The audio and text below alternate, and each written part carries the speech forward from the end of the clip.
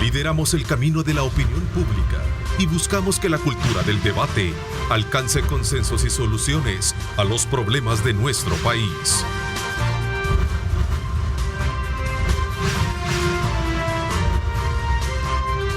Diálogo con Ernesto López.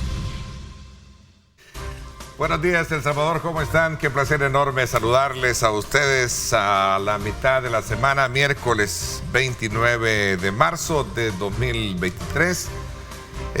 Como siempre, agradecemos a Dios Todopoderoso por darnos ese privilegio de poder ingresar hasta la intimidad de sus hogares, así que desde ya bienvenidos. Vamos de inmediato, como siempre, a continuar con nuestra programación, luego de estar bien informado con Luisa Mayoa, que nos pone a tiempo, a tono con la información nacional e internacional. Esta mañana vamos a hablar acerca de los alcances que ha tenido la reforma Mi Nueva Escuela que lanzó el gobierno de la República a través del Ministerio de Educación en septiembre de 2022 y que busca, desde luego, transformar el sistema educativo público para garantizar mejores niveles y modalidades de educación, tanto en niños y niñas y adolescentes. Así es que desde ya vamos a conocer de cerca aspectos relevantes con base también al tema de la renovación de la currícula educativa, avances en materia de seguridad, que creo que es importante tomar como punto de referencia algunos aspectos que se han generado en este contexto.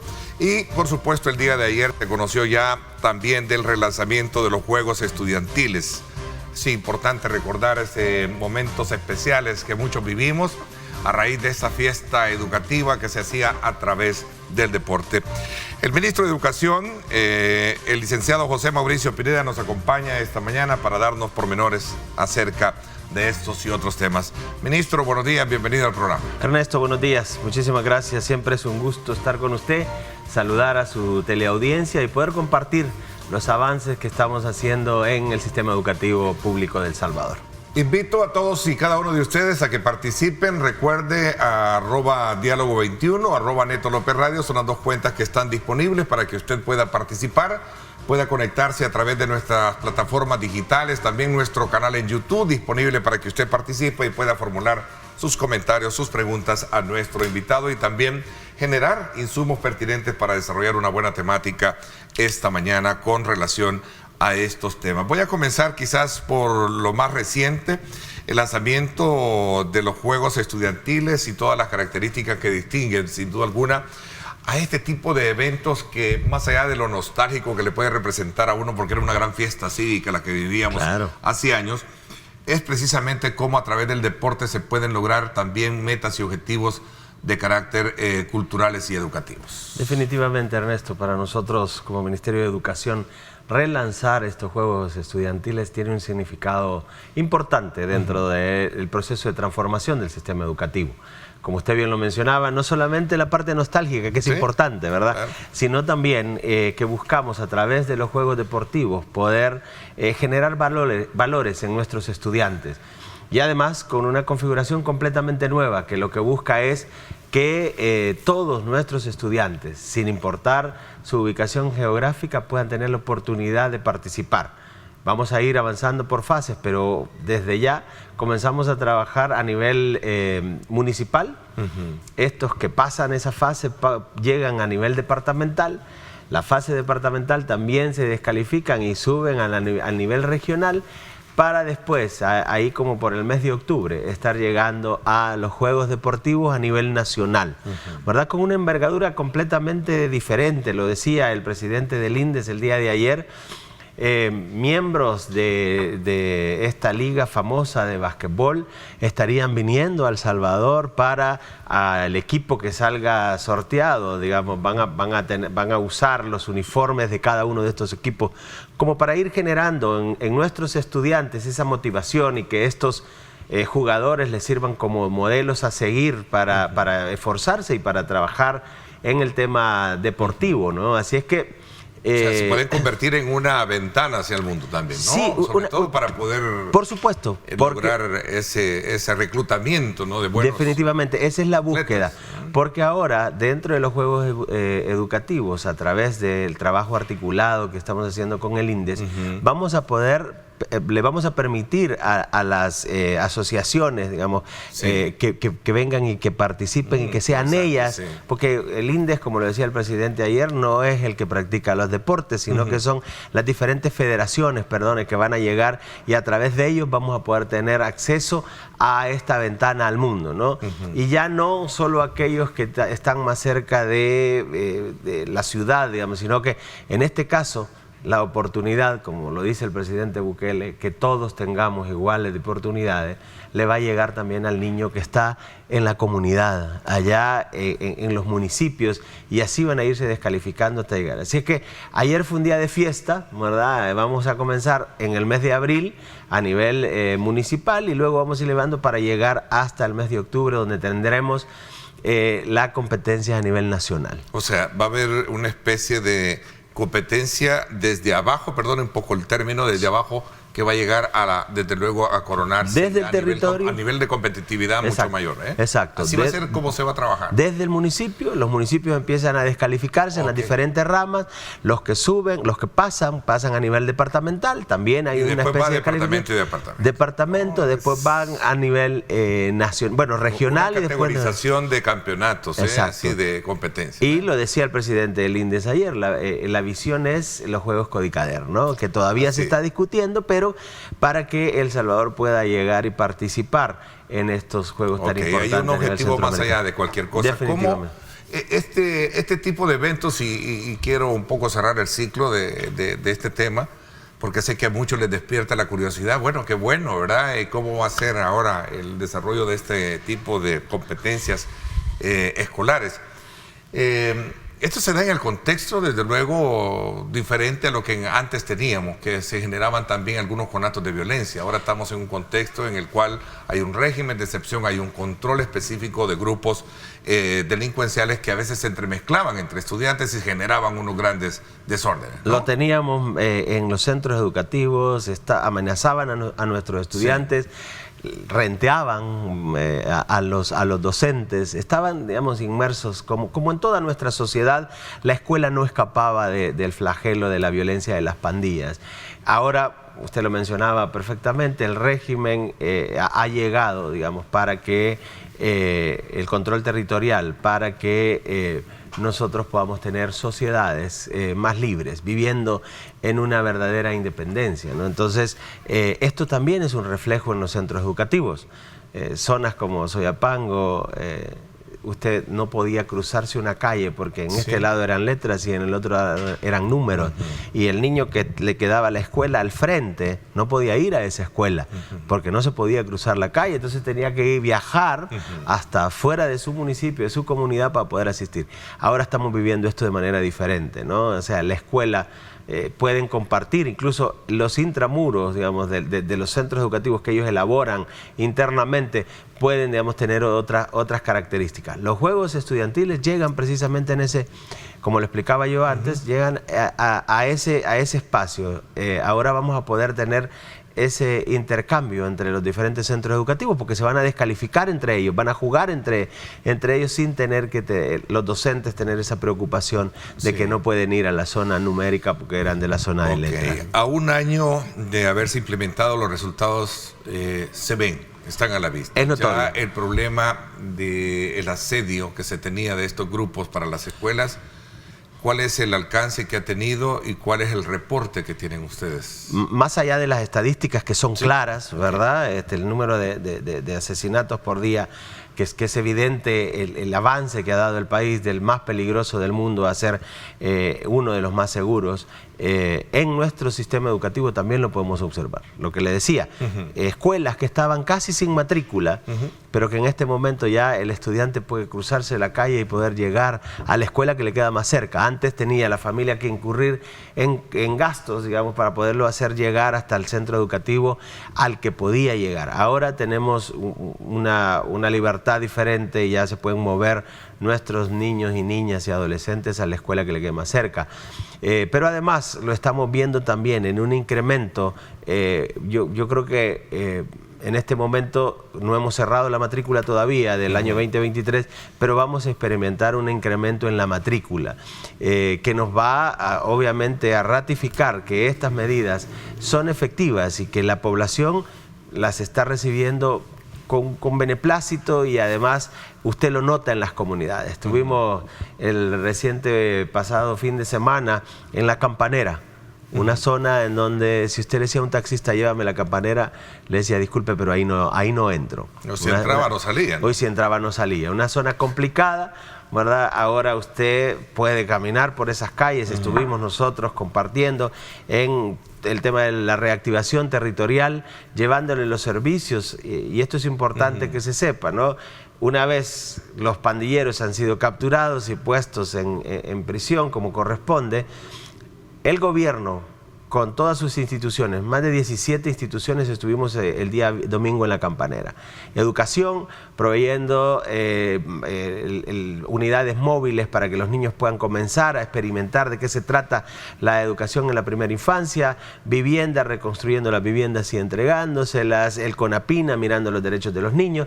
Hemos hecho un barrido de todas estas comunidades a través de un sistema como una especie de censo que nos permite identificar cuáles son las necesidades de esos centros habitacionales, de esas comunidades, para después desarrollar estrategias que son adecuadas y que calzan perfectamente con la situación de la comunidad. O sea, es todo un trabajo articulado, no es solamente lo que aparece en los medios tendenciosos de que se está reprimiendo, etcétera, sino además, después de que se sacan las pandillas de las comunidades, se entra con un proceso de transformación de ese territorio, ¿verdad? Iluminación de parte del MOP, las calles son reconstruidas, las escuelas de igual forma. Por lo tanto, es un trabajo articulado que pretende transformar El Salvador que nosotros conocimos históricamente.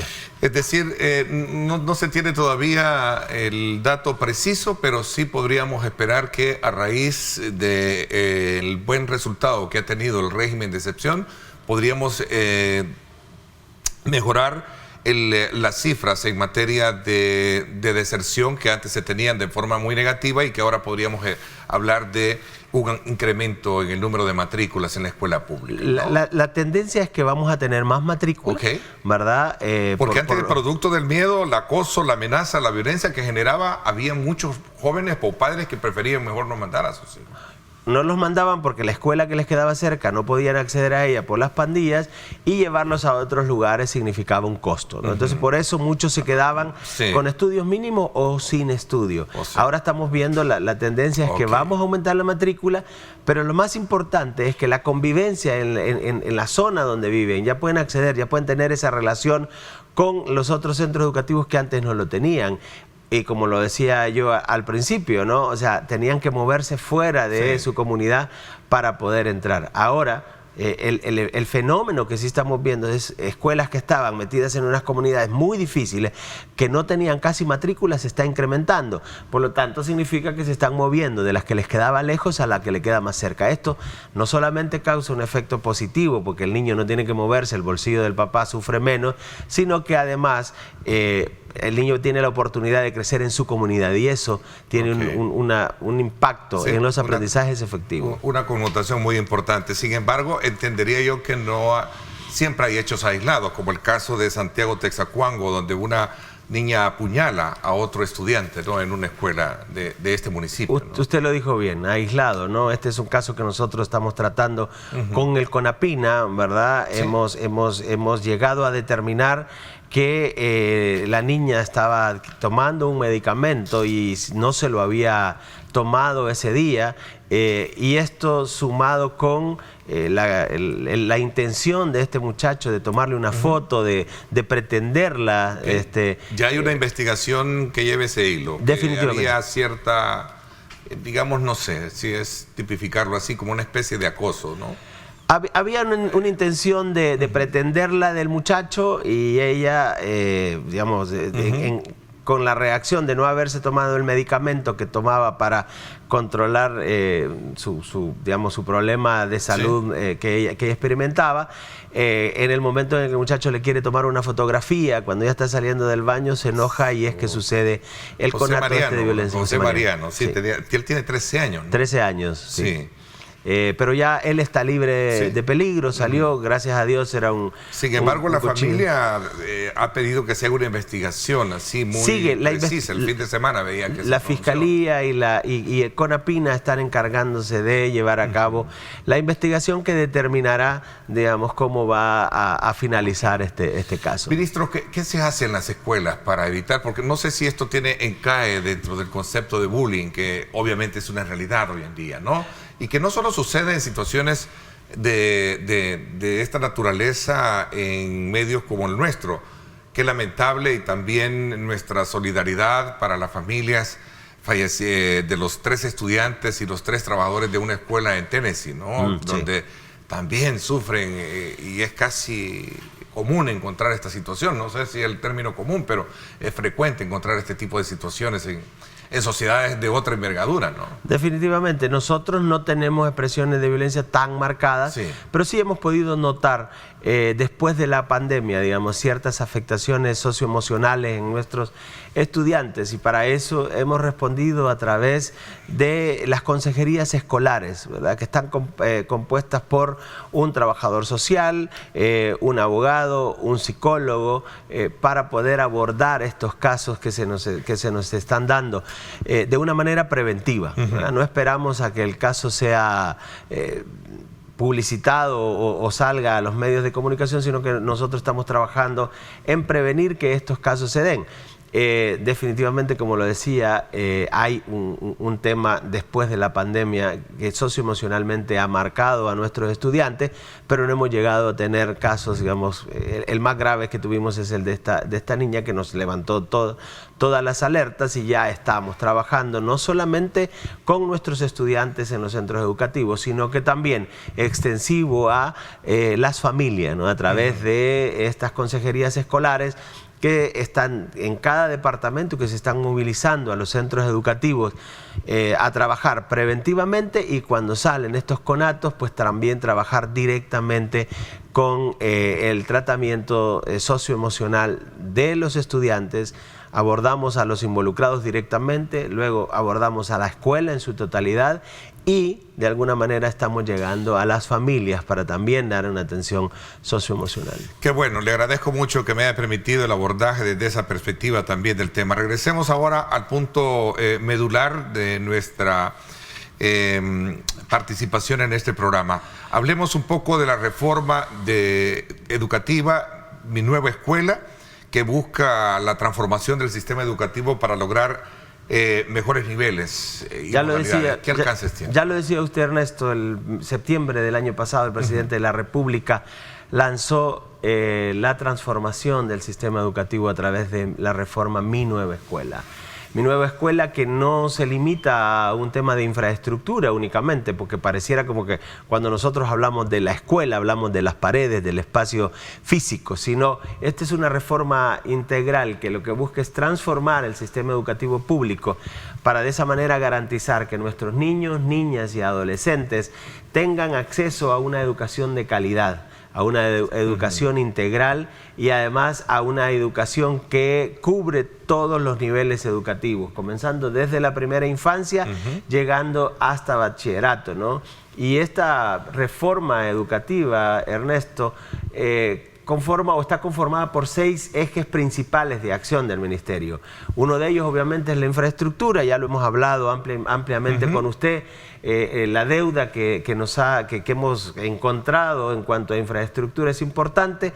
Lo otro, uno de los pilares importantes de la transformación es la formación docente, ¿verdad? La educación va a llegar hasta donde nuestros docentes lleguen, por lo tanto hay un eje que trata específicamente la formación tanto de los docentes que están ya en el sistema educativo o la formación continua, pero también la formación inicial docente, que trata con aquellos estudiantes que están en las universidades que están buscando ser docentes. También abordamos ese tema. una deuda eterna de este país ha sido el tema de la primera infancia. Nunca en la historia del Ministerio de Educación habíamos tenido una intervención tan clara. Nunca se había definido un plan educativo específico para la primera infancia y mucho menos se había hecho una inversión como la que se ha hecho a través del gobierno del presidente Bukele y liderado específicamente el tema de la primera infancia por nuestra primera dama Gabriela de Bukele, ¿no? Como un cuarto punto, tenemos un currículum renovado, un currículum adecuado a las necesidades del mundo actual, ¿no? Nuestros estudiantes hace muchos años, Ernesto, que cambiaron la forma de aprender. Ahora nos toca a nosotros diseñar un currículum que sea adecuado, que se mueva, digamos, de todo aquel contenido que solamente era puesto curricularmente para rellenar los espacios, a una educación que sea significativa, a una educación que esté basada en competencias y no meramente en lo cognitivo. Esto no significa que lo cognitivo lo vamos a dejar a un lado, claro que no. Los contenidos los vamos a seguir, pero de una manera diferente. Los vamos a seguir impartiendo, nuestros estudiantes van a seguir haciendo pruebas que evalúen qué tanto saben, qué tanto conocen, pero también van a tener unas pruebas que nos permitan a nosotros como sistema educativo ir mejorando.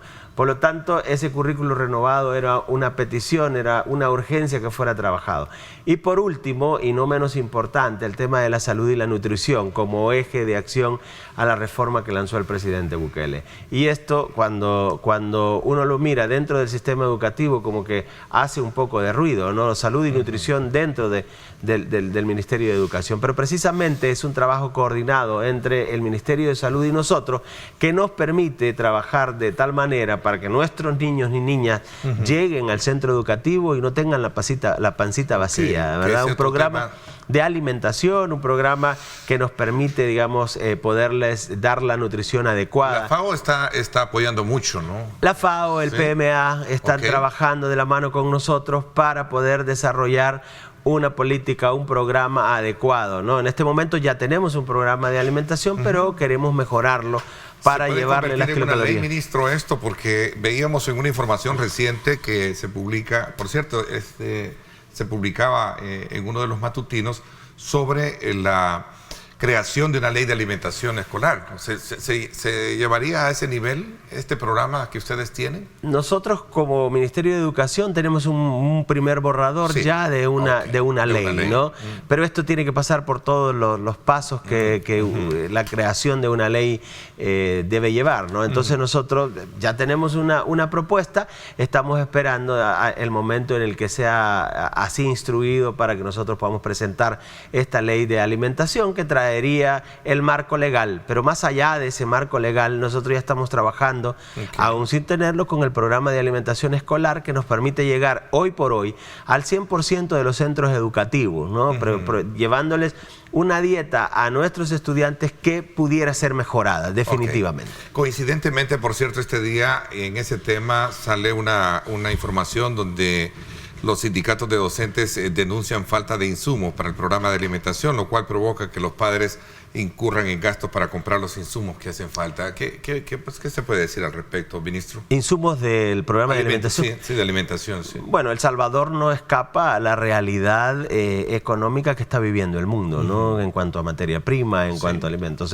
La compra, por ejemplo, del frijol, no por falta de presupuesto, no por falta de acción del Ministerio de Educación, no ha sido una tarea fácil, ¿no? No hay frijol en el país. Entonces estamos viendo cómo solventar eso.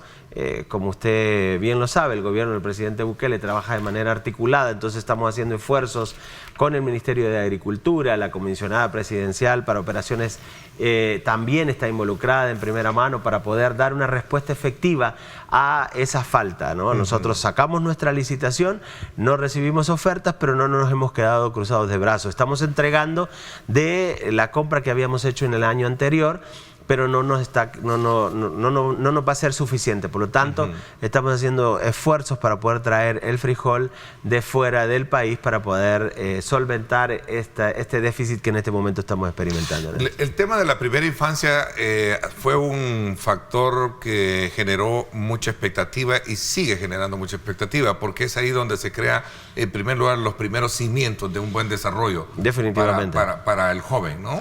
Definitivamente. Y entiendo que esto viene muy bien colocado desde la política que desarrolla la primera dama de la República, ¿cierto? Sí, digamos, desde el inicio del gobierno del presidente Bukele, la primera dama tomó un rol protagónico para invertir en la primera infancia. Todo aquello que nosotros no hagamos, Ernesto, con nuestros más chiquitines, lo vamos a perder durante toda la vida. Ya no tenemos oportunidad de poderlo recuperar. Por eso es que ella tiene esta frase que yo cada vez que puedo la acuño también, y es: empecemos bien, empecemos por el principio. Porque en ese momento el estímulo que le podamos dar a nuestros estudiantes, a nuestros niños y a nuestras niñas en esos centros de atención de la primera infancia, que antes eran llamados cunas o eran llamados albergues, pero nunca eran considerados un centro de atención adecuado para la primera infancia, donde exista la estimulación, el cuido, obviamente que también, ¿no? Guarderías le llamaban, y como que si los niños se fueran a guardar, ¿no? Ahora es un centro de atención especializado, que cada vez vamos a ir viendo más dentro del sistema público y privado, porque la ley Crecer Juntos, como usted lo mencionaba, también nos mandata a las instituciones públicas de tener a donde nuestros chiquitines puedan comenzar su proceso educativo. Muy importante. Además de la ley Crecer Juntos, también tenemos la ley Nacer con Cariño, que amarra. Sí, que y va concatenado todo ese en medio de ellos también la ley Amor Convertido en Alimento, que trata sobre la lactancia materna. 3 cuerpos de ley modernos, con conceptos que nunca habíamos considerado, ni en el sistema educativo, ni en el sistema de salud, ni en ningún lado, porque la primera infancia estaba invisibilizada. El niño era visto como, allí quédate vos chiquitín, no tienes nada que hacer o que decir, ¿no? Entonces es importante el trabajo. Cambiaron desde el tema, desde cambiar el nombre de guardería, ya, centros de atención. Los niños no se guardan. Un enfoque diferente. Totalmente. Desde ahí hay un enfoque diferente. Totalmente, sí. Qué bueno, a diferencia de lo que yo he escuchado, y usted bien lo acotaba hace unos minutos, ya hemos hablado del tema de la infraestructura, pero lo cierto es que siempre se ha dicho de que todas las administraciones anteriores se quedaron cortas precisamente en el tema de la infraestructura. ¿Qué se ha logrado avanzar en esta materia para poder ver el tema de la infraestructura como un ícono de la reparación y la reconstrucción de escuelas, como en su momento lo mencionaba el presidente de la República? Vamos a hablar de esto cuando regresemos. ¿Le parece? Voy a una pausa. 6:58. Gracias por estar con nosotros.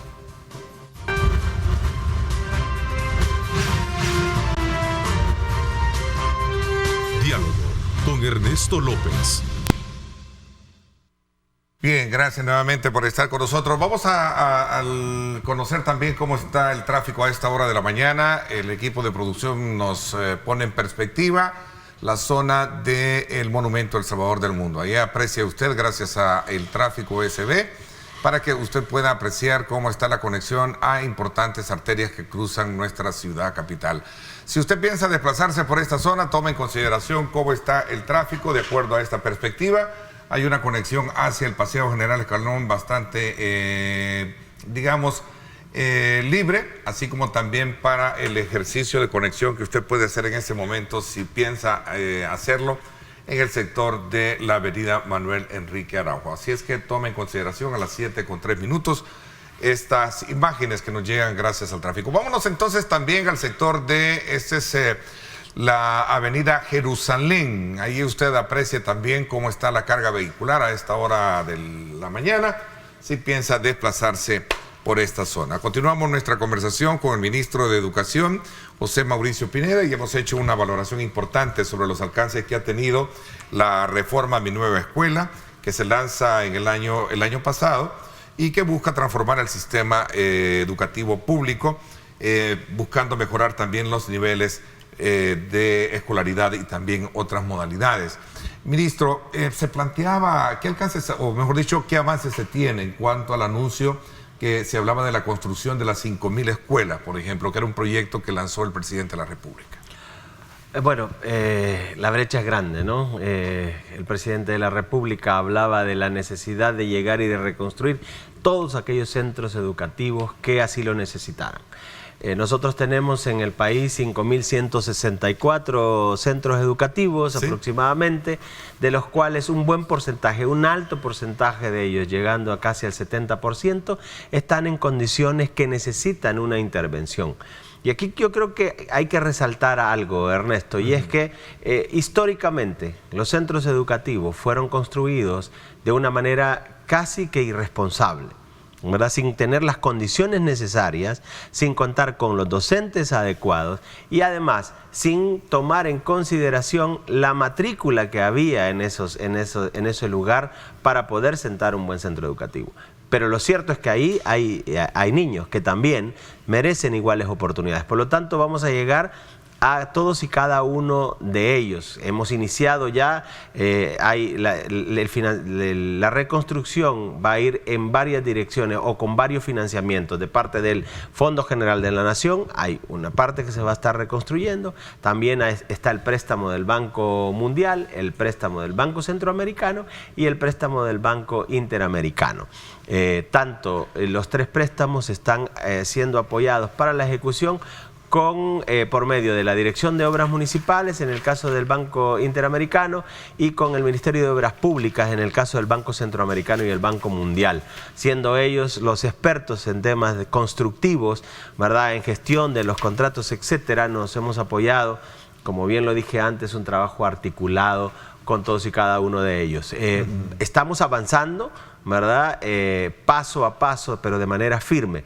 Y no llegamos a los centros educativos, Ernesto, a hacer una pintura o a cambiar una lámina. Cuando se llega al centro educativo, la reconstrucción es integral. El presidente de la República nos decía en más de una ocasión que lo público no tiene por qué ser de menor calidad que lo privado. Y esa es la mentalidad y los estándares que nos ha puesto el presidente para llegar a cada centro educativo. Llegamos, cambiamos techo por completo, le ponemos un techo insulado que evita que el calor penetre, reduce la temperatura adentro del aula en aproximadamente 10 grados. Cambiamos además todo el sistema eléctrico, ¿verdad?, porque ahora todos nuestros estudiantes tienen equipo tecnológico y necesitan cargarlo algunas veces, entonces lo cambiamos. Cambiamos piso, cambiamos mobiliario, estamos poniendo pupitres adecuados para la edad del niño. Yo me junté con una niña, Génesis, que la recuerdo siempre porque cambió mi forma de ver el sistema educativo, y me decía, es que a mí no me gusta sentarme en el pupitre porque los pies me quedan colgando, sí, porque no eran pupitres adecuados a la edad. Esta era una niña de primer grado, ¿no? Entonces ahora estamos poniendo pupitres adecuados. Sí. Estamos cambiando la batería de baños, Ernesto, importante, ¿verdad? Nuestros estudiantes estaban yendo a sanitarios, sí, que eran indignos. Es esencial un clima de higiene. Porque importa, ¿verdad?, muchísimo, el espacio físico importa mucho para que los aprendizajes sean efectivos. Todas aquellas escuelas que tienen letrinas las estamos reemplazando por baños lavables. Pero usted me va a decir, pero tenemos un problema de agua. Sí, pero lo estamos abordando desde la perspectiva de poner baños lavables que son ecológicos, que las excretas humanas pasan a un biodigestor que también estamos instalando, y este biodigestor convierte las excretas en gas metano, sí, para poder cocinar. Entonces abordamos dos temas ahí. Uno, lo de las letrinas, que las convertimos en baños lavables, y lo otro, de las cocinas que cocinaban con leña y ahora van a cocinar con este gas, ¿no? Entonces también se está cambiando esto. Y se le cambia la cara completamente. Las ventanas ya no son esas ventanas que veíamos eternamente de celosía, ¿no? Ahora las estamos cambiando por ventanas francesas, porque debe ser un lugar digno, debe ser un lugar que nuestros estudiantes se merecen, como siempre tuvo que haber sido, ¿verdad? Porque invertir en la educación es precisamente eso, crear un lugar digno donde los aprendizajes puedan ser efectivos. Entonces, vamos al final de este año, vamos a tener un buen número de escuelas ya terminadas, si así nos lo permite Dios, y vamos a poder continuar, darle continuidad en el año próximo para el proceso de transformación. El presidente de la República hablaba de aproximadamente 5 años para poder completar este proceso. Dentro de muy poco ya nos van a ver con las licitaciones aprobadas y las empresas ya actuando directamente en los centros educativos de estas 4 fuentes de financiamiento. Hay una pregunta que hace o formula un televidente que me parece no no es descabellada abordarla, sobre todo bajo el énfasis que también plantea esta nueva reforma educativa, este programa, que es el de reforzar la parte curricular. Por ejemplo, decía alguien, mire, sería bueno que todo estudiante que salga de bachillerato, para evitar todo este montón de accidentes que se tienen hoy en día, salga ya con méritos de tener una licencia de conducir, por ejemplo. Hablemos de educación vial, por ejemplo. Claro. Creo que no está descabellado hablar de eso, como de otros temas de medioambientales, cómo cuidar, por ejemplo, el agua, etcétera, ¿no? Precisamente, nosotros necesitaríamos todo un programa para hablar del proceso de transformación curricular. Pero lo que está mencionando el televidente efectivamente es así. Sí, nosotros estamos transformando, día, ¿no? Sí, totalmente, estamos transformando la currícula. Un programa de sociales que, por ejemplo, nosotros cuando yo le pregunto a ¿usted qué se acuerda de sociales, Ernesto? Usted me va a decir, no, yo me acuerdo de los volcanes, de los ríos, de los lagos y de esas cosas. Pero ahora nosotros estamos transformando el programa de sociales para que sea centrado en la persona, pero la persona ubicada en el espacio y en el tiempo, ¿verdad? O sea, cómo se puede convivir. Ya no si usted quiere ser geólogo después, pues agarre una especialidad, claro. Pero parecía que sociales era dedicado a todo eso. Y esto es solo una muestra de los cambios que el currículo tiene, incorporando esos temas. Se eliminó, ¿verdad? No, sigue bachillerando, sigue el bachillerato de 2 años. ¿Sigue observando detenidamente si eso es correcto o no es correcto? Yo lo dije el otro día y se lo sacaron totalmente de contexto. Nosotros en el proceso de transformación estamos analizando ¿qué es más efectivo? Si nos quedamos solamente con 2 años o nos quedamos con 3 años. Pero esa es una decisión que todavía no llegó, ¿verdad? Los medios lo sacaron un poco de contexto y decían que íbamos a eliminar el bachillerato de 2 años. Nunca dije eso porque es parte del proceso de transformación. Un proceso de transformación de un sistema educativo tan abandonado como encontramos nosotros, Ernesto, no pasa de un año para el otro.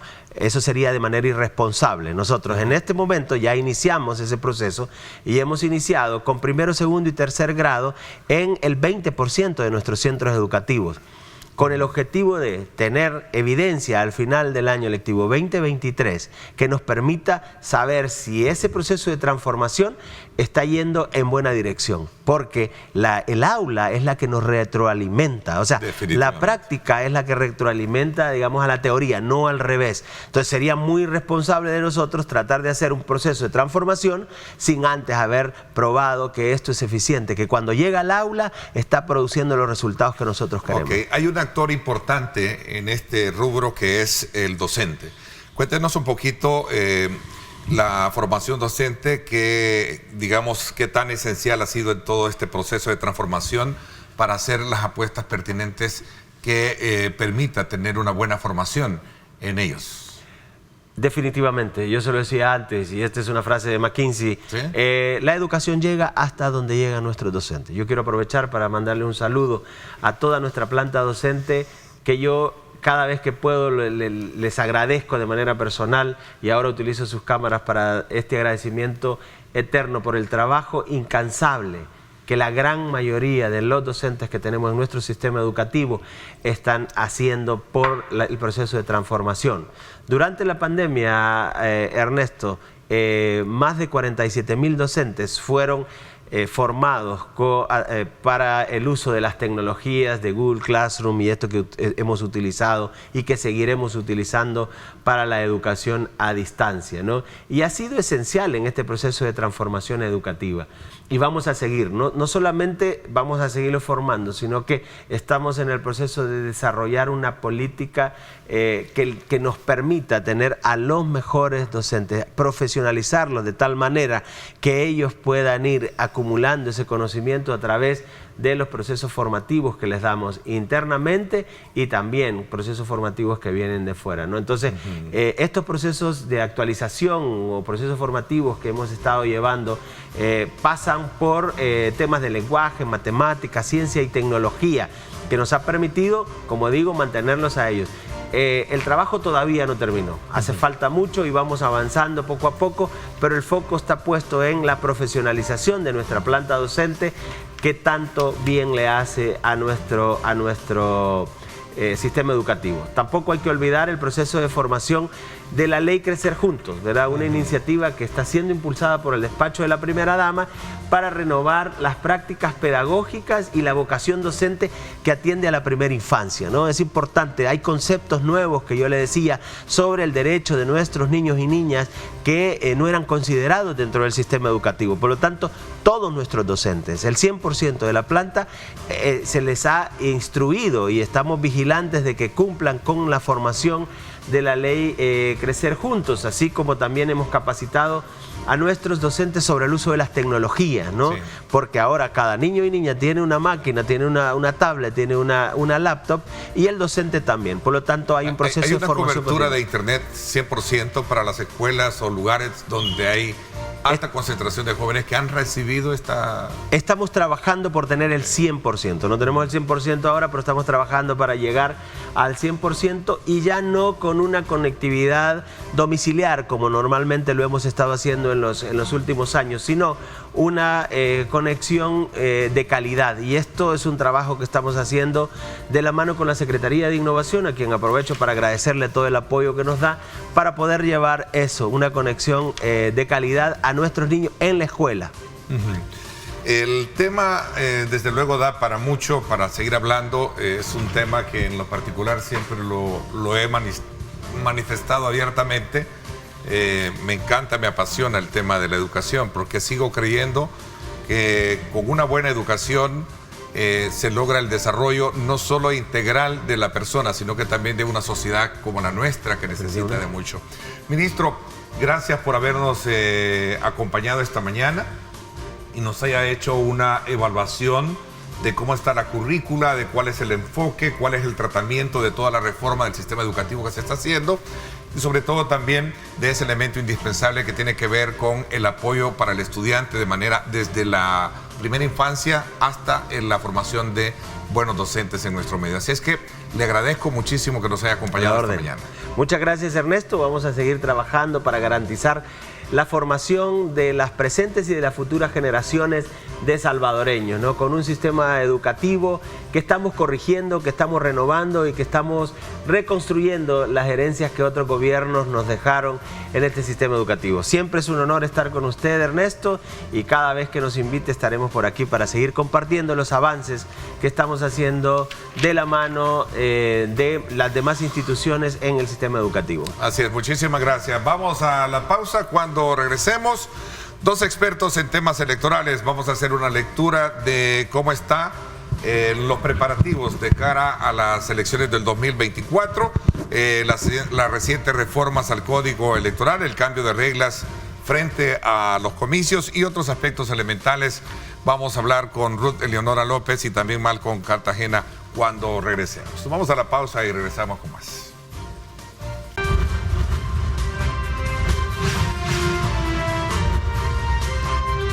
Diálogo con Ernesto López. Bueno, gracias nuevamente por estar con nosotros a esta hora de la mañana. Vamos de inmediato a la segunda parte del programa y en esta oportunidad nos vamos a ir a conocer también desde la perspectiva de dos expertos en temas electorales cómo están las reglas del juego de cara a los próximos comicios de 2024 y sobre todo partiendo de las recientes reformas que se hicieron en la Asamblea Legislativa y otros aspectos elementales que vamos a conversar con Ruth Eleonora López, experta en temas electorales. Bienvenida, Ruth. Gracias por acompañarnos. Gracias, Ernesto. Es un placer siempre estar aquí en diálogo con usted. Gracias. También saludo a Malcolm Cartagena, experto también en temas electorales. Bienvenido, Malcolm. Gracias. Buenos días, un saludo a los televidentes. Gracias por la invitación. Bueno, a ver, cuéntenos un poquito, muchas reacciones, muchas inquietudes ha generado esta reforma que se hizo recientemente al Código Electoral y que de alguna manera elimina todas las restricciones que se habían puesto precisamente para hacer cambios en un año preelectoral de cara a lo que se podría considerar como lo que en la Asamblea Legislativa se dijo. Bueno, vamos a hacer ajustes pertinentes que tienen que ver muchas aristas en todo esto. Creo que quisiera conocer cuál es la opinión de ustedes con relación a esto. Bueno, empiezo yo. Yo creo que esta reforma que elimina el artículo 291, que es al que se está refiriendo 291A, que además surge en el 2016, es decir, no es una reforma, digamos, tan reciente como el 2020 o 2021, sino que es una reforma del 2016, y que además tiene por origen evitar que se produjeran reformas que fueran a afectar el proceso electoral y que tenían como fundamento aquellas sentencias de la Sala de lo Constitucional que salían con muy poco tiempo para la implementación. Pues resulta que ya esa reforma no existe, ¿no? Esa reforma que se hizo en su momento ya no existe. ¿Y qué implicaciones tiene esto? Bueno, los procesos electorales requieren de certeza, de reglas claras y que además los actores políticos no estén cambiando las reglas. O sea, una cosa es la interpretación que puede tener una Sala de lo Constitucional que complica, por supuesto, al Tribunal Supremo Electoral, lo complicó en más de una ocasión, allá por el 2012, después en el 2015, donde con 4 meses y una convocatoria andando de elecciones ya, pues se modificaron las reglas, por ejemplo, para las famosas listas abiertas y el voto cruzado. Entonces, más allá de este tipo de situaciones, creo que ya el sistema, digamos, había logrado cierta estabilidad, y lo pongo en estabilidad porque, en comillas, porque realmente lo que ha habido es un montón de parches en el sistema electoral. Pero esas son las reglas, y lo que no se puede hacer es cambiar las reglas, o lo que no se debe hacer es cambiar las reglas cuando ya el juego está andando. Y aquí ya el juego está andando porque el calendario electoral empezó. Y aquí quiero explicar algo muy concreto, es el tema del proceso electoral. Nosotros tenemos varias etapas dentro de un proceso electoral, y el proceso electoral no empieza ni con la convocatoria de elecciones, ni empieza con el día de la elección. El día de la elección lo que tenemos es una jornada electoral. Previa a esa jornada electoral lo que tenemos es un evento electoral, que es lo que nace con la convocatoria de elecciones, pero antes de eso, y más general, es el proceso electoral. Aquí Malcolm me acaba de entregar un libro, que justamente es un capítulo de un libro que yo escribí sobre el proceso electoral, y esta amplitud, ¿por qué? Porque durante todo este tiempo no deben haber cambios en las reglas electorales, porque por supuesto modifica. ¿Qué pasa, por ejemplo, si ahora con el tema de la modificación o la supuesta modificación o la intención del gobierno, porque es del gobierno, no es de la Asamblea, de modificar la cantidad de diputados o de modificar incluso la cantidad de municipios? Bueno, eso también viene a complicar, por ejemplo, en cuanto al registro electoral, a cómo se va a acomodar los electores de acuerdo a las circunscripciones y a esta nueva distribución de centros de votación que incluso pudiera haber, ¿no? Estamos hablando de que todo esto lleva ajustes. A veces se mira con mucha ligereza los procesos y la rigurosidad que deben llevar los procesos electorales, y es muy lamentable en este caso que el Tribunal Supremo Electoral, que además es quien organiza y hace elecciones, guarde silencio. Pero creo que en una primera mirada sobre el tema de la importancia de mantener las reglas, ese sería mi primer comentario. Interesante, porque conocer ese otro ángulo de, digamos, de la moneda a raíz de esta modificación que se hizo a este artículo 291A, porque recientemente escuché una declaración que hacía el jefe de fracción del Partido Nuevas Ideas en la Asamblea Legislativa, donde decía: nuestra obligación es legislar en todo momento en materia electoral. Las anteriores asambleas habían puesto candados para no mejorar los procesos de sufragio. ¿No? A ver, Marco, ¿cuál es tu lectura en primera aproximación a lo que se hizo recientemente? Bueno, en primer lugar, Ernesto, hay que decir que el mismo artículo derogado permitía hacer cambios que fueran indispensables para el proceso electoral.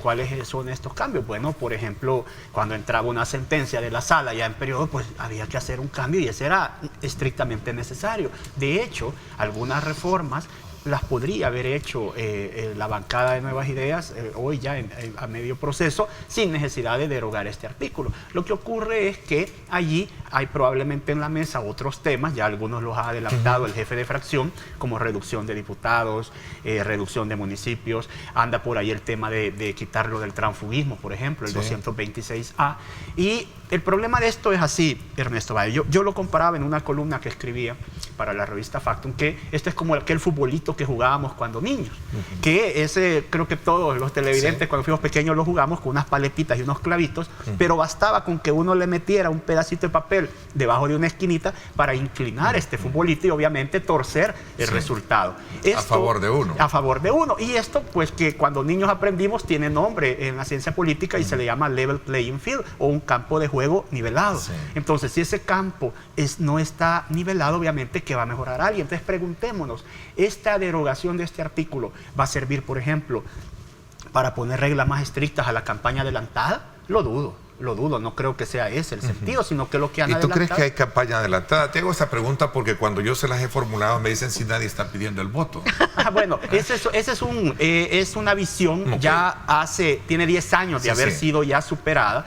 De hecho, la teoría sí lo explica, que no tengo yo necesariamente que decir, mire, vote por mí, pero si obviamente yo ando con ropa de mi partido, entregando cosas, regalando cosas, diciendo que sí a la reelección y todo esto, pues ahí de eso va se trata. Implícito a criterio de ustedes. Pero además, y solo le apunto, no solo la teoría, favor. o sea, el mismo Tribunal Supremo Electoral ya tiene sentencias, tiene pronunciamientos sobre esto y también la jurisprudencia constitucional. Bueno, ayer hablaban de un recurso de apelación precisamente por el silencio de algo así. No, ese es un tema de financiamiento, ya le explico.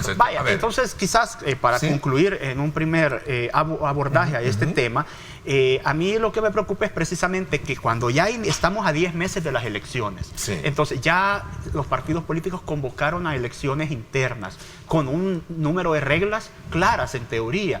Y hace poco el Tribunal Supremo Electoral le entregó a los partidos, por ejemplo, el listado ya de los concejales para 262 municipios. Ese es un tema que tenía hasta el 31 de marzo el tribunal para hacerlo, lo hizo la semana pasada. Entonces, como vemos, el calendario electoral va avanzando, van superándose etapas, y que de repente a 10, 9 meses de la elección venga y nos diga, mire, ya no van a ser 262 municipios, sino que 50, por ejemplo, si esa fuera una de las reformas. Pero pareciera ser, de hecho, en redes sociales anda circulando por ahí ciertos memorándum donde se les están pidiendo a las alcaldías entregar informaciones relacionadas con información catastral de su municipio, de gerencia, de jefatura, en pleno proceso electoral, las cuales van a ser incorporadas, y ocupan la palabra de distrito, ¿no? O sea, pareciera ser que si el río suena es porque piedras traen, ¿no? Claro, y solo dejar claro una idea, o sea, yo no demonizo la reducción de municipios, de hecho... Porque no es nueva esa discusión. No es nueva, eso tiene años, tampoco la reducción de diputados, pero lo que sí considero personalmente es que después de la elección de 2024 vamos a 3 años sin elecciones. Hay suficiente tiempo para hacer una cosa como esta, pero la base tanto de reducción de diputados como de consejos municipales debería de ser un censo que la última vez que se hizo fue en 2007 y que fue ajustado en 2009 y que es con el que se han venido desarrollando las distintas elecciones, con el número de diputados que este censo nos dio y el número de concejales que este censo nos dio. Entonces, es como poner la carreta delante de los bueyes. Primero debería haber un censo para saber cuántos somos realmente y luego pasar a cambiar circunscripciones. Vamos a ver, vamos a comenzar en este ejercicio bajo ese mismo énfasis también, Ruth. Ahí tenemos en esta imagen, sin duda alguna, la cantidad de municipios que tenemos hoy en día y de cuántos quedarían entonces, según las proyecciones mismas que estarían planteando. Pero esta es una temática que versa sobre el aire, porque no hay nada. Exactamente. Aunque yo creo que ahí hay algo que también está, digamos, por adelantado, porque este memorándum habla precisamente ya sobre la categorización de distritos a municipios. Sí, y yo creo que aquí, bueno, ¿y qué repercusiones tiene eso? Bueno, aquí tiene repercusiones, por ejemplo, identitarias, culturales, pero lo que señala Malcolm, y yo coincido, es que esto realmente tiene un trasfondo electoral. Y cuando usted tiene un proceso electoral enfrente, donde además las reglas han sido claras, porque además se utilizan esta misma regla, es decir, esta distribución de municipios desde antes de 1950. Claro. Y esto, por supuesto, tiene implicaciones en los resultados electorales. Entonces, cuando usted modifica un elemento del sistema electoral, nosotros tenemos un sistema electoral con 4 elecciones, son 4 sistemas electorales porque cada uno tiene sus propias características, pues resulta que cuando usted modifica algo, lo que le va a producir es un resultado lado distinto. Son como las ruedas de un reloj mecánico, ¿verdad? Entonces, la columna de un edificio. Exactamente. Se la mueve. En la medida que usted mantiene la regla, pues ya sabe cuáles son, además, porque los jugadores entraron a esa cancha con esa regla y resulta que de pronto se quieren modificar. Y esto tiene un sentido eminentemente electoral. Del juego ahí es como que el árbitro dijera, como que dijeran que los goles del local valdrían por 2. Por supuesto, la afición va a aplaudir a la afición del local, ¿verdad? Porque qué bueno, y vamos a ganar más fácil, pero eso no lo hace legal. Sobre ese ejemplo, perdón. Okay. Y yo creo que en este caso, por ejemplo, el calendario electoral va pasando, las fases del proceso electoral van avanzando y aquí hay un fenómeno, es un principio jurídico que es el de preclusión. Es decir, por ejemplo, si ya pasó el periodo para la participación en las internas, ya pasó la convocatoria de elecciones, ahorita no podría haber una reforma que diga, ¿sabe qué? Vamos a ampliar ese periodo porque ese periodo ya terminó. Igual ocurre con la entrega, por ejemplo, que hace el Tribunal Supremo Electoral de la distribución de consejos municipales. Y en ese mismo caso ya eso concluyó, ya se le entregó a los partidos. Es decir, pero además uno tiene que pensar cuál es el motivo, cuál es la motivación real para esto. ¿Realmente es para que la ciudadanía salvadoreña tenga más recursos o para que lleguen más recursos a los nuevos municipios? No es cierto, Ernesto. Es decir, la población sigue siendo la misma. La cantidad de recursos que se requieren a nivel local cada vez es mayor, porque la población también va creciendo, porque además las necesidades de la población son crecientes. Entonces, ¿de qué estamos hablando? Realmente el trasfondo de esto es electoral, es político electoral. Y yo he escuchado también, sumado a ese planteamiento, Ruth, hablar ustedes y particularmente su persona sobre la sumisión, el silencio, ¿no? El silencio, sí. Ok, voy a hablar de esto cuando regresemos. En esta mirada que le estamos poniendo precisamente a cómo están las reglas de juego de cara a estas 4 elecciones, así, ¿verdad? Son 4 elecciones. Son 4 elecciones. Que vamos a tener los salvadoreños el próximo año, ¿no? Alcaldes, diputados, presidente y también diputados al Parlamento Centroamericano. Con la pausa, gracias por estar con nosotros.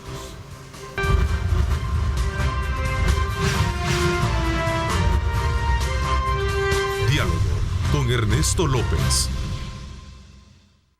Bueno, gracias nuevamente por estar con nosotros. Continuamos en el análisis sobre el tema de las reglas del juego que de cara a los próximos comicios se están generando y dándose en torno a los cambios que se generaron a partir de esta modificación que hizo la Asamblea Legislativa, el artículo 291, la cual prohibía que las normas electorales previas a las elecciones se llevaran a cabo. Nos habíamos quedado con este otro tema relacionado con, bueno, si tenemos nosotros las reglas claras y viene y se cambian, sin duda alguna esto me genera y me despierta a mí cierta curiosidad de que si vamos a tener reglas claras o no va a haber reglas claras. Y hablábamos del tema de la sumisión, del silencio que en su momento las autoridades guardaban, que ese fue el punto con el que nos quedamos. Que yo creo que más que curiosidad es un tema de preocupación, de preocupación para todos los actores, incluso para, bueno, y particularmente para la sociedad. Es decir, el cambio de este artículo tenemos que tener en cuenta que tiene una implicación, eso ya lo hemos dejado claro, pero que además no es una regla que solo ocurría en El Salvador. Es decir, países como Brasil, México, más Guatemala, tienen reglas de estabilidad del sistema, así se denominan, y por tanto es de no modificar el sistema a última hora para favorecer, porque al final estos cálculos, como yo decía, un elemento que se cambie dentro del sistema, pues hay una variación en cuanto al resultado, se produce un resultado. Sumisión. Y entonces ahora viene el tema, y esto es con esto lo uno, y es el silencio del Tribunal Supremo Electoral. Silencio, le cambian el presupuesto y dice, sí, está bien, qué bueno que nos cambiaron el presupuesto. Le cambian la regla, sí, hay un absoluto silencio en cuanto a si les cambian, ya fue publicado el decreto y no hay un pronunciamiento por parte del tribunal que advierta como un órgano especializado que diga, mire, estos riesgos hay, por lo menos para que las autoridades que le corresponden, en este caso la Asamblea Legislativa, que ya sabemos que no es la que genera las iniciativas, pero sí es la que las aprueba, pues entonces pueda tener en cuenta algunos elementos y algunas alguna exposición técnica por parte del tribunal. Pero además tenemos también un silencio del tribunal en temas de campaña electoral. Dice el Tribunal Supremo Electoral que no sabe cómo, que no puede sancionar porque ocurren en el extranjero. O sea, es como si dijera el tribunal que no puede sancionar porque ocurren en Internet, y ya eso es un criterio que este mismo tribunal dejó por sentado de que sí se puede. Entonces realmente o sea, es un tema hay claro jurisdicción que hay, en ese caso pronunciamiento, específico. por supuesto. Por eso yo pregunté al principio sobre qué base se prohíbe el hecho de que una persona participe en eventos y no pide el voto, porque ese es el argumento que ocupan. No, pero es que eso ya fue superado desde el 2013, como ya decía Malcolm. Hay sentencias de sala de lo constitucional. Que aclaran muy bien esa parte. Decenas de sentencias del mismo Tribunal Supremo Electoral, de otras configuraciones y de esta configuración también. Hacer concentraciones y reuniones en el extranjero sin pedir el voto, ya eso es propaganda. Por supuesto, porque además la propaganda no es pedir el voto. Pedir el voto es una expresión de la propaganda. Pero la propaganda realmente es la búsqueda de, porque puede, propaganda positiva o negativa, pero si lo vemos desde la perspectiva positiva, es la búsqueda del favor de la ciudadanía para una opción política. Y esa opción política es o una persona o un proyecto político denominado partido político. Insisto, porque ese es el planteamiento, el argumento que ocupan a quienes se les señala estar haciendo. Eso ya no traslado simplemente esa versión. Eso ya es un tema más que superado jurisprudencialmente por la Sala de lo Constitucional. Insisto, si alguien tiene alguna duda, le recomiendo que revise la sentencia de inconstitucionalidad, la 8/2014. Y además, múltiples, estamos hablando de decenas de resoluciones del Tribunal Supremo Electoral. Bueno, al mismo Funes se le sancionó en su momento 3 veces por el Tribunal Supremo Electoral, justamente con un criterio distinto a los que venían tenía un imperando. Programa radial, ¿no? Exactamente. Entonces, realmente decir a estas alturas del partido que no se sanciona porque no se pide el voto, realmente es una mediocridad, ¿no? Pero además el tribunal, si seguimos en este silencio que ha tenido la autoridad electoral y que es preocupante, y que yo creo que en este caso el tribunal debe ser consciente de los perjuicios que le causa esta situación,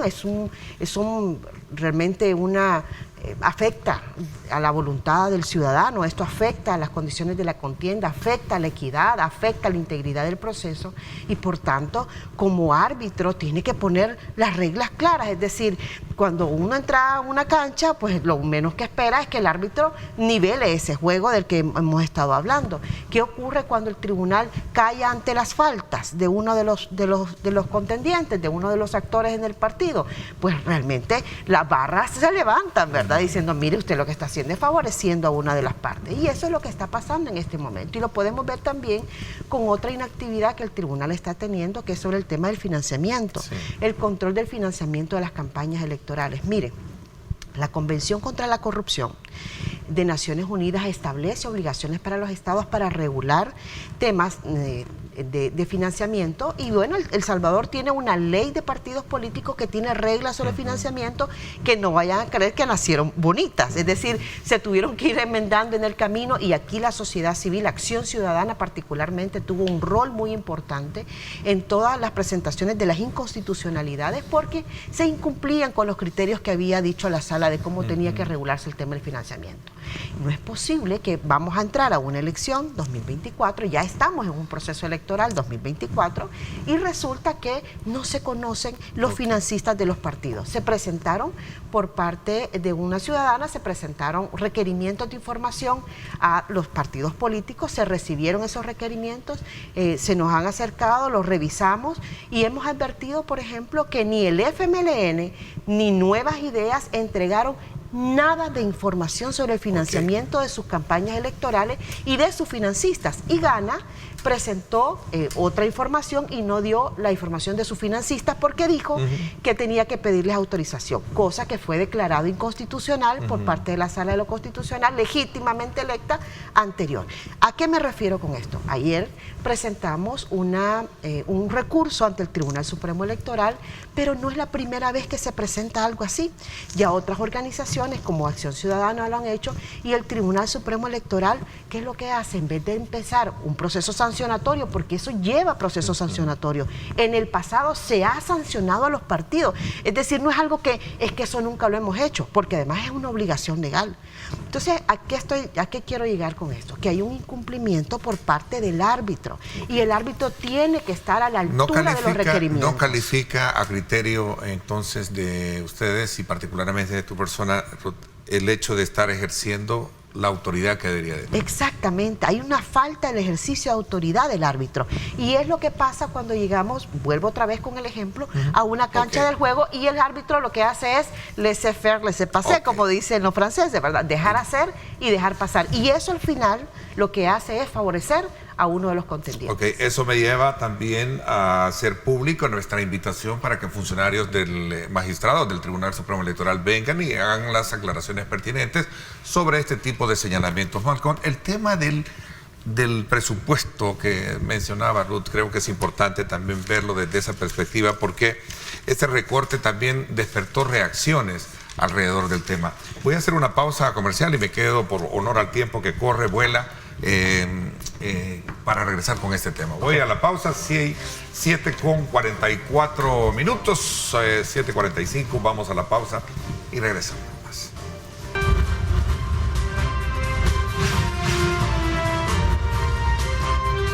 Diálogo con Ernesto López.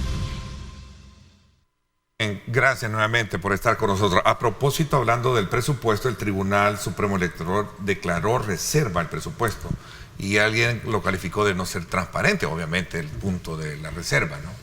Bueno, sobre este tema quizás aclarar un poco también, ¿verdad? Sí. O sea, el decreto, ayer mismo el tribunal veíamos en sus redes que puso enlaces al diario oficial donde están los decretos del presupuesto aprobado. Sí. También hay que decir algo acá, y es que no es sencillo, digamos, poner el desglose completo de un presupuesto por varias razones. Sí, ok. Una de ellas es que hay varias actividades que requieren contratación de servicios, y obviamente recordemos que esto se rige por un proceso de concurso, ¿verdad? De acuerdo. Ajá, entonces usted no va a poner que tiene, por ejemplo, 10 millones de dólares, por ejemplo, para la empresa que va a desarrollar el software, porque obviamente entonces todas van a concursar poniendo 10 millones, ¿verdad? Entonces sí, hay cosas que no se pueden, digamos, públicamente poner, ¿verdad? El desglose, o por ejemplo lo que cuesta el transporte que se contrata para mover paquetes, etcétera, ¿verdad? Ahora bien, hay cosas que sí se pueden poner en reserva, sí. no todo, no pero todo es que no es tanto en reserva, sino no es que es en reserva. De hecho, en la ley de partidos políticos, de lo que nos habla de reserva, en el caso del tribunal, es de procesos que estén dirimiendo sobre partidos políticos, y es hasta que concluye. Pero ya hay piezas legales que establecen esa confidencialidad. Sí, correcto. Ahora bien, hablando específicamente del presupuesto, yo lo que lamento de esto, y siempre lo he dicho, es que siempre, a pesar de que el Tribunal Supremo Electoral con tiempo le entrega a Hacienda su presupuesto, se lo entregan meses antes del año preelectoral, pongámosle octubre, si quiere, del año preelectoral, es hasta hoy en marzo, por ejemplo, que se viene a aprobar, ¿verdad? Entonces pasan varios meses y el calendario electoral no inició hoy en marzo, en la primera semana que aprobaron el presupuesto. El calendario electoral comenzó con actividades prácticamente desde el año pasado, ¿verdad? Por ejemplo, la campaña para informar a la población sobre los cambios de domicilio que vencía en marzo y que luego ha sido prorrogado el periodo por esta legislatura, pues eso lo ha tenido que hacer el tribunal a puras redes sociales, ¿verdad? Entonces, sí, siempre ha ocurrido esto. Podemos decir que, por ejemplo, solo para dar tres valores, hace 20 años solicitaba 12 millones de presupuesto extraordinario el tribunal y al final le dieron 8. Le hicieron un recorte de 3, siempre le machetean, como se dice en buen salvadoreño. En 2021 pidieron 55 y le dieron 45, y hoy sí, pues ha crecido bastante, sobre todo en el voto desde el exterior, y me imagino que vamos a hablar de eso en un momento, en que tiene el extraordinario 70 millones y el voto desde el exterior 59 millones. ¿Qué es lo que pone en peligro este recorte? Bueno, más que en peligro, lo que hace es al tribunal tener que redefinir y bajarle limitarle a varias cosas. Por ejemplo, campañas informativas. Bueno, en este caso parece que se ha limitado una parte para lo que hace la Junta de Vigilancia. Sí, la contratación de una empresa. Bueno, no, la empresa eso sí ya tiene. ¿Sí? De hecho, eso vence, si no me equivoco, hoy en junio debe estar ya todo listo, y en estos días se debería de estar en la licitación de este tema. Pero sí, ahí el punto, como lo digo, es que años y años diciendo que lo mejor sería entregarle en el año previo ya dar por sentado que se le debería entregar un presupuesto permanente al tribunal, considerando el costo de las elecciones. ¿Por qué es tan caro voto desde el exterior? por la incerteza del universo de votantes.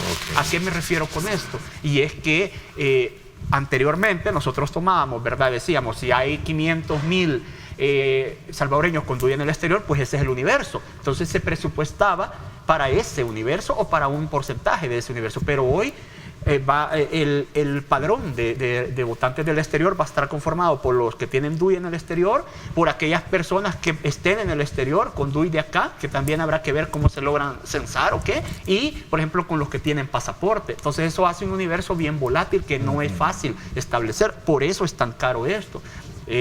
Podríamos dar datos de cómo hemos tenido votos desde el exterior en las dos ocasiones que lo hemos tenido. Por ejemplo, en 2014 había 142,000 duizados y de esos pues se empadronaron, y eso es quizás lo relevante, que al empadronarse ya se tiene claro qué personas tienen la intención de votar. De 142,000 se empadronaron 10,000 y de esas votaron 2,700. En 2019 había ya 350,000 duizados, se empadronaron casi 6,000 y de esos votaron 3,800. Sí, entonces, pero hoy tenemos 1 millón probablemente de posibles votantes del exterior, pero ¿cuántos de ellos han demostrado la voluntad de querer votar? No lo sabemos. Va a ser una buena prueba de fuego en esa materia.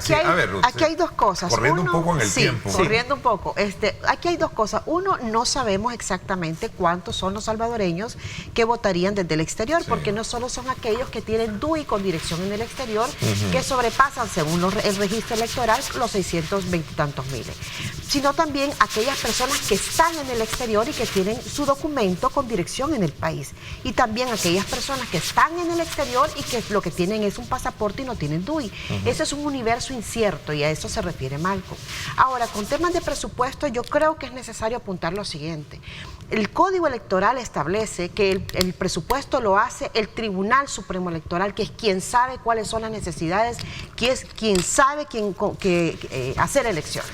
Y esto se pasa al Ministerio de Hacienda. El Ministerio de Hacienda, no solo ahora, siempre ha recortado, mocha ese presupuesto y después lo lleva a la Asamblea, y la Asamblea a veces hace más recortes o a veces le devuelve presupuesto, le devuelve monto. Claro, el problema está en que quien hace la elección, quien sabe hacer elecciones, es el Tribunal Supremo Electoral, o quien se supone que va a saber de elecciones es el Tribunal Supremo Electoral. ¿Y qué ocurre con esto? Bueno, que ahí se está afectando una facultad del tribunal, porque realmente esos recortes lo que vienen es a establecer montos menores en ciertos rubros presupuestarios. ¿De cuál es la discusión sobre el tema de la transparencia del presupuesto? Bien. Una cosa es el presupuesto que se aprueba y otra cosa es el presupuesto que se presenta. Aquí hubo una presentación del tribunal al Ministerio de Hacienda de un presupuesto de una X cantidad. Después hubo una presentación del Ministerio de Hacienda con el Tribunal Supremo Electoral, que lo vimos en cámaras, ante la Asamblea Legislativa. Ahí va otro presupuesto y se termina aprobando otro presupuesto. Entonces, ¿de qué estamos hablando? Que esa línea de continuidad es la que no se puede saber, por ejemplo, de dónde le recortó el Ministerio de Hacienda al Tribunal Supremo Electoral. ¿Qué fue lo que el Ministerio de Hacienda consideró que no era tan necesario? Consideración que realmente a quien le corresponde hacer es al tribunal. Y de ahí nuevamente me remito a lo que está establecido en el Código Electoral, que si quiere pues que lo cambien, pero esas son las reglas que están establecidas en cuanto a la autonomía presupuestaria del Tribunal Supremo Electoral.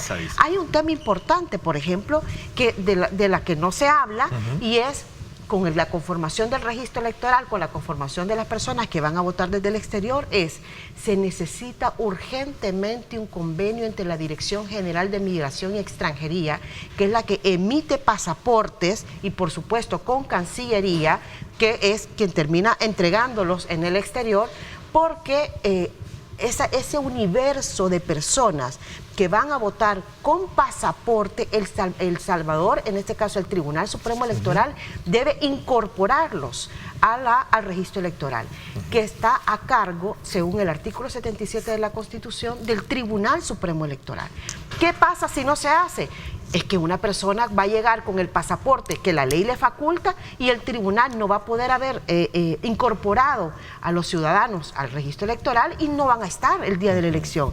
pero además hay un proceso también de verificación por parte del tribunal de la identidad de esos salvadoreños, o debe haber. Al momento de votar. Al momento de votar y al momento de incorporarlos, porque la incorporación no es automática, Ernesto. Sí. A veces pensamos que cuando nos dan el DUI ya estamos dentro del registro electoral y no es cierto. Entonces, creo que hay un montón de cosas que hay que verificar.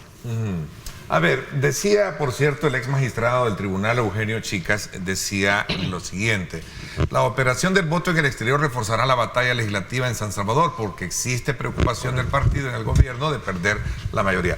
Todo esto tiene varias lecturas y mi propósito ahora es sacar desde este ángulo las que estamos viendo para que posteriormente también podamos ver el otro escenario, digamos, de la moneda. Vaya, ok, solo rápidamente por el tiempo. ¿Por qué dice esto Eugenio Chicas? Porque a San Salvador ahora llegarán los votos del DUI con domicilio fuera de El Salvador, llegan a votar ahí, y también los que tengan pasaporte. Ese es un universo nuevo ahí y por supuesto eso va a acrecentar el cociente electoral. Eso sí, seguimos con cocientes y residuos, porque hoy ni eso se sabe si van a cambiar la fórmula electoral, ¿verdad? Pero ese es el primer punto. Segundo, si existe y si se da la reducción de diputados, vamos a tener que San Salvador, que es una circunscripción catalogada como grande, de acuerdo a la teoría electoral, podría pasar a ser mediana o no sé, mediana probablemente. ¿En qué esto va en detrimento de los partidos pequeños? Si partidos como Vamos y Nuestro Tiempo hoy lograron escaño a través de residuos, por ejemplo, podría ocurrir que hoy ni siquiera logren, ¿verdad? Por decir algo, podría ser. Ahora, ¿cuál es el problema de esto? Que se hace, vuelvo a insistir, ya con el proceso electoral abierto y que no sigue una delimitación producto de un estudio real y de un censo de esos escaños. Porque, por ejemplo, nosotros podríamos seguir la distribución histórica del país de occidente, central para central y oriental y hacer, por ejemplo, 4 circunscripciones de 15 escaños cada una que nos den 60. Vaya, y tendríamos circunscripciones grandes. Esa podría ser una forma, pero eso no es que porque yo lo digo es así. Hay que hacer la delimitación, porque si no caemos en algo que ya lo hemos mencionado, que se conoce como gerrymandering, y es una distribución de las circunscripciones conforme a como a mí me funcionen, ¿verdad? Además, reducir diputados manteniendo las 14 circunscripciones genera un problema de sobrerepresentación en aquellos departamentos que de por sí ya están sobrerepresentados, como Cabañas y San Vicente, por ejemplo, que actualmente eligen 3 escaños, cuando la población que hay en estos 2 departamentos, de acuerdo al censo de hace ya 15 años, dice que solo deberían tener derecho a 2. ¿Es sinónimo de concentración de poderes? Ahora, sí, claro, definitivamente, pero además aquí quiero hacer una diferencia de un criterio con Malcolm. Esto no solo es que afecte a los partidos, es decir, no es un tema de las instituciones, es un tema de la representación de las personas.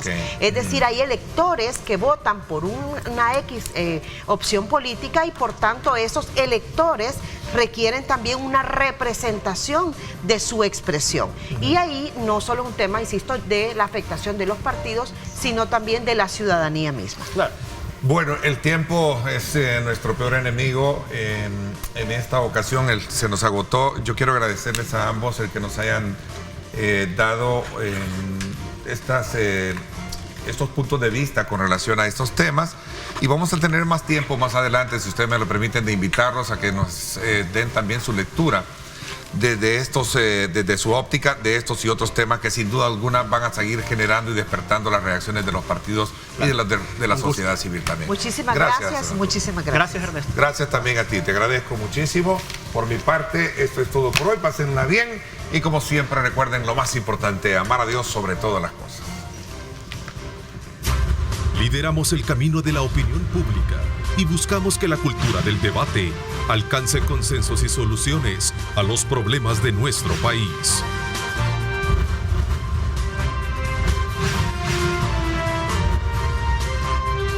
Diálogo con Ernesto López.